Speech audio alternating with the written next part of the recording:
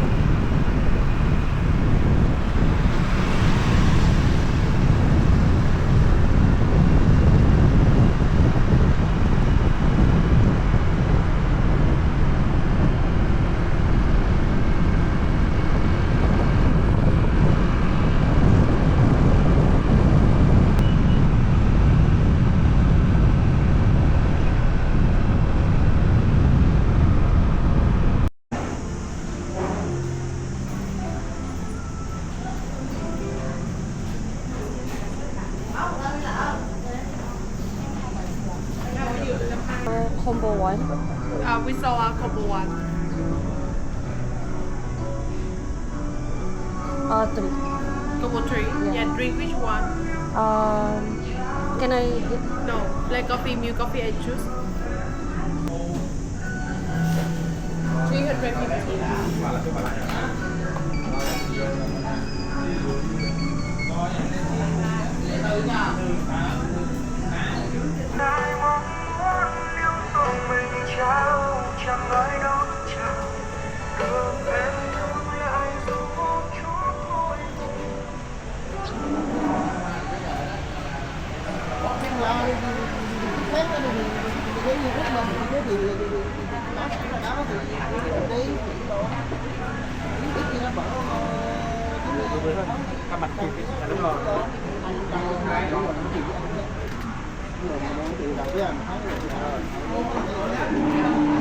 chuyển cảnh cho mình bạn chị ạ.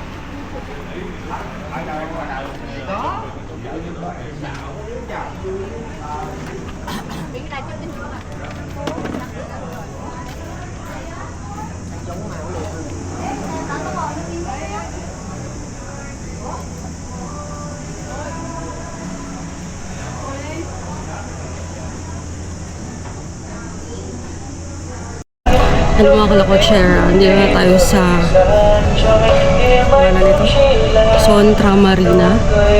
Aga ko, no? Pero ang dami pa rin palang tao. Ang daming nagpo-photo picture. Dito ako nakaupo sa may dock front, hindi beach front. Yung boats. Order ako nung combo 3 nila. Wala yung combo 1, yung banh. So yung combo 3, no, yung burger, tapos itong coffee, akala ko hot, ice pala. Tapos itong tiramisu, bali 40,000 doon. Yung combo 3 is 245. 245,000 doon. Tayo lang natin, no? Kasi hindi ko pwede ito inumin na walang laman tiyan ko. Meds na ako baka kasi biglang kumulong yung tiyan ko. Akit tayo dun sa taas mamaya. Try tayo dun. Kasi kailangan umorder bago ka pumasok. Para siguro ma-eliminate nila yung ano lang. Photo lang. So yung bago ka pumasok, Bago ako pumasok, kailangan bumorder. Chill lang tayo dito. Maaga pa eh, kasi bala ko pumunta din dun sa may Danang, dun sa Danang beach. Tapos balik tayo ng hotel. Papahinga ako kasi yung ating Hoi An tour is at 1:30 p.m. Susundin or pipick upin tayo sa hotel. So, papahinga muna ako.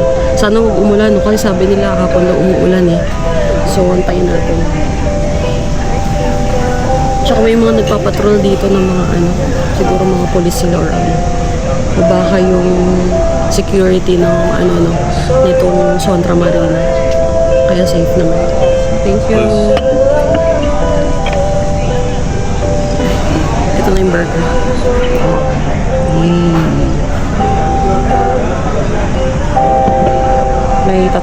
May 3 pieces na potato. Tayo. Hindi ako nag-ice coffee, no? Hindi ko nasabing lahat.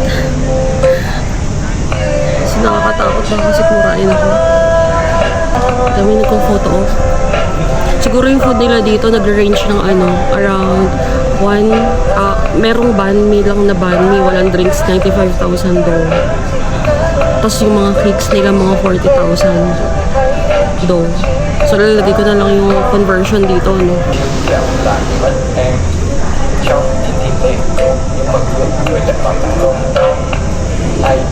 Ang hirap na wala taga-camera. Wait lang. Ay, sorry. Wala akong dalang headset. Hindi pala pwede pumasok nang di nag-order. Tapos wala yung combo 1 yung big. Parang the issue was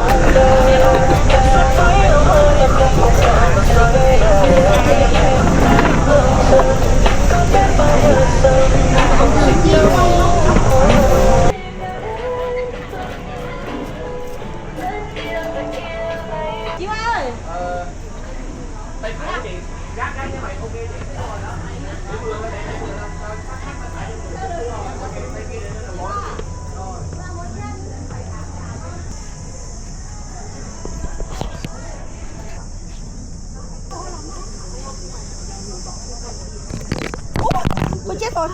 Xin. Hỏng không? Xem có sao. Xin lỗi nhá. Okay, okay. Sorry.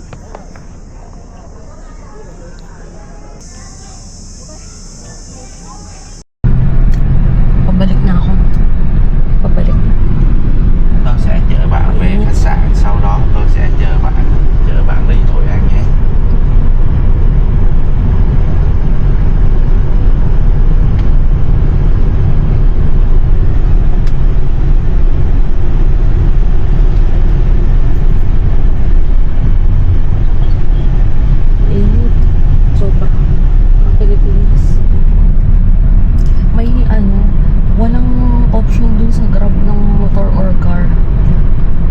Pero may mga nag-aabang sa labas. Hindi ko naiintindihan.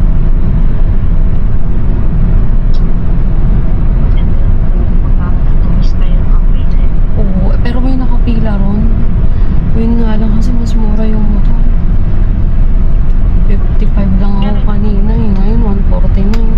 Eh yung kinain ko 275 na. Hindi man nakakain ng ano katiwasay dahil yung mga nagpipitsura nasa harapan. Alam mo yung tsaka parang wala silang pakialam. Kung saan naman nahulog pa kamo tong to nahulog nung matanda kanina kasi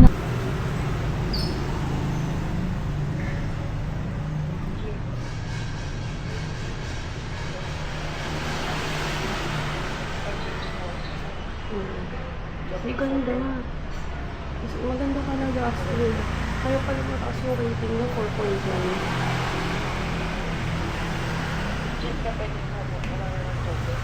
Ha?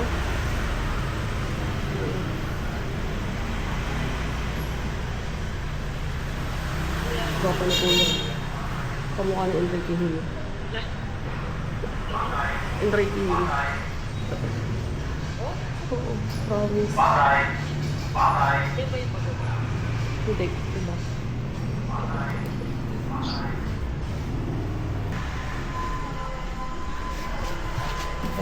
Alone, why are you wandering alone? So, I'm not wandering.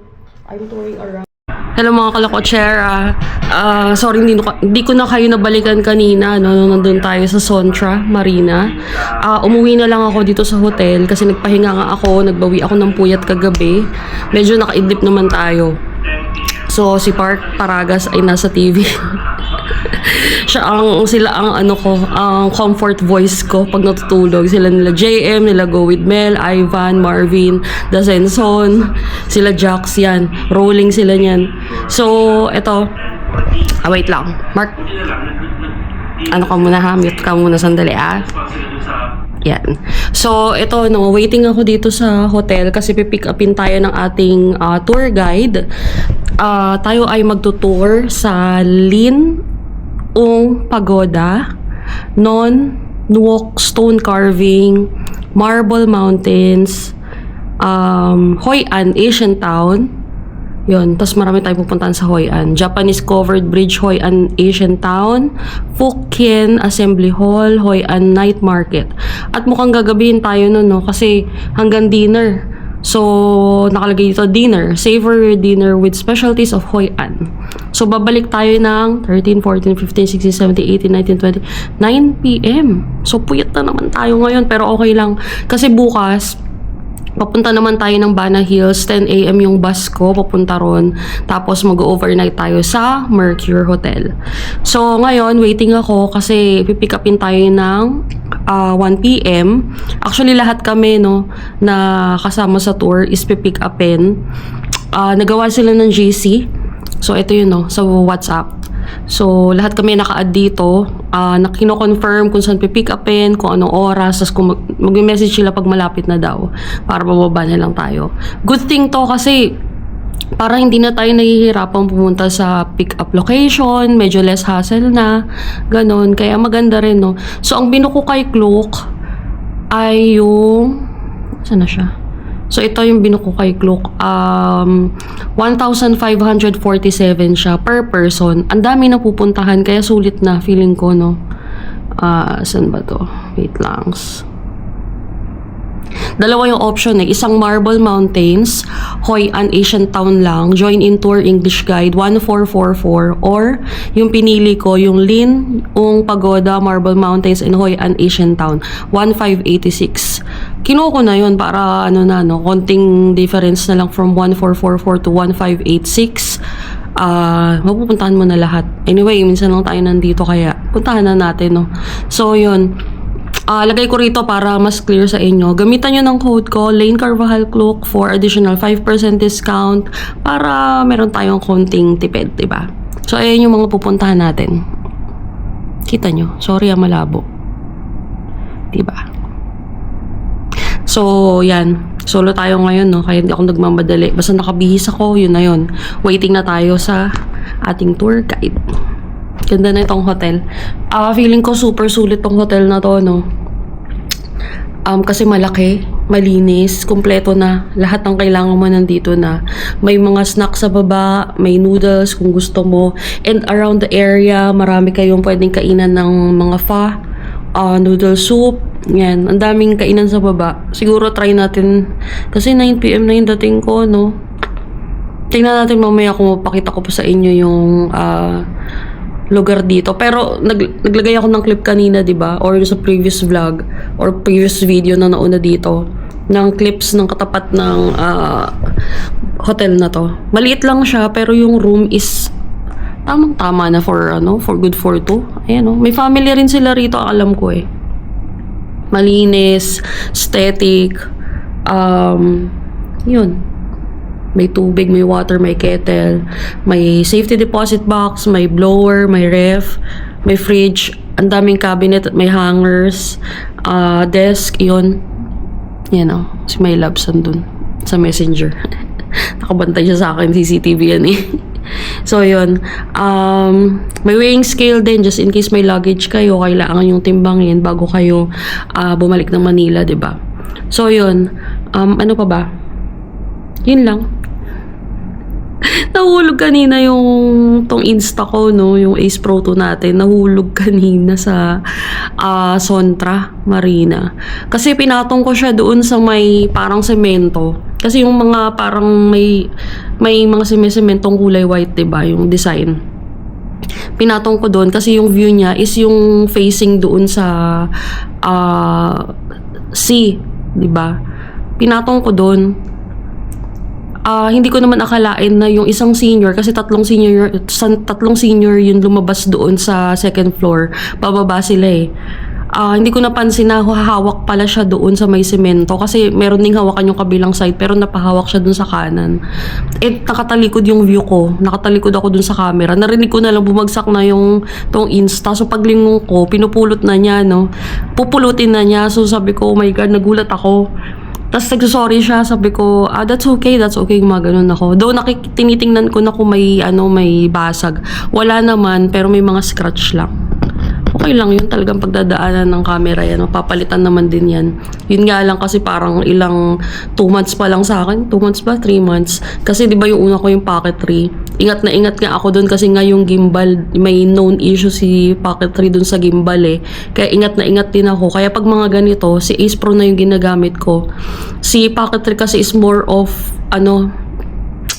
indoor. Parang medyo ko sa kanya kasi clumsy ako eh.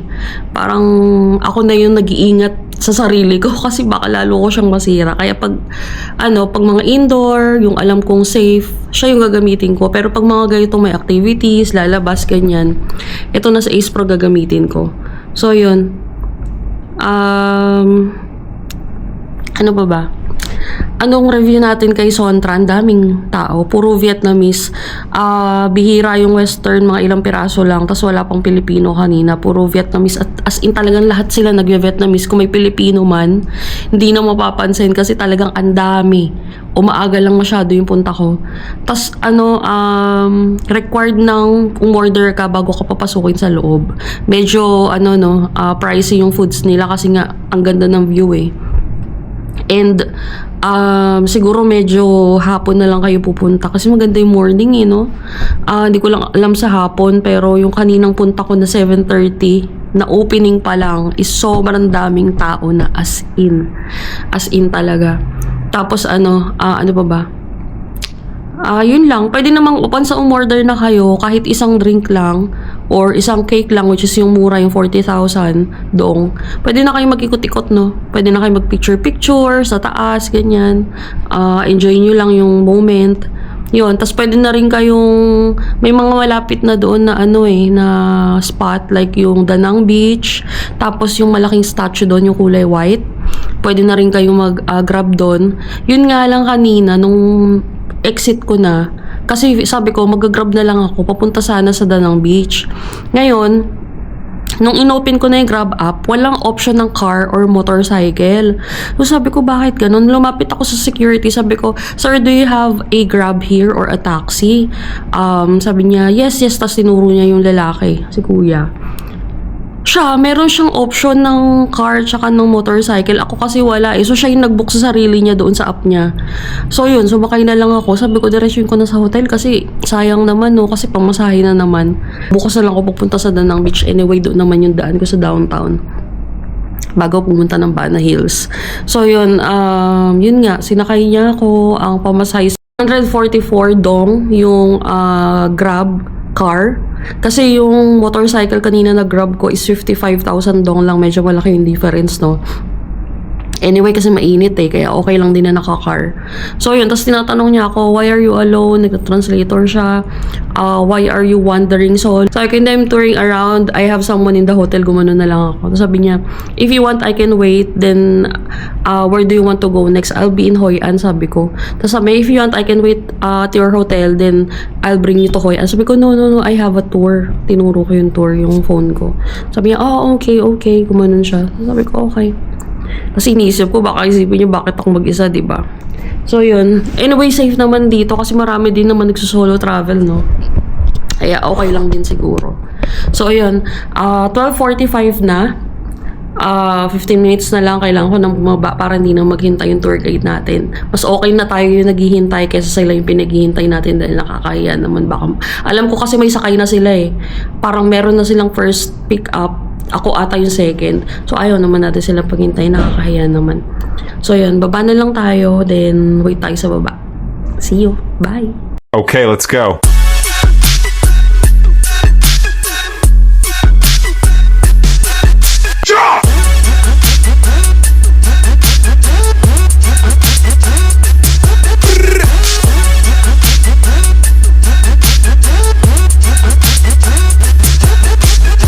Okay, let's go.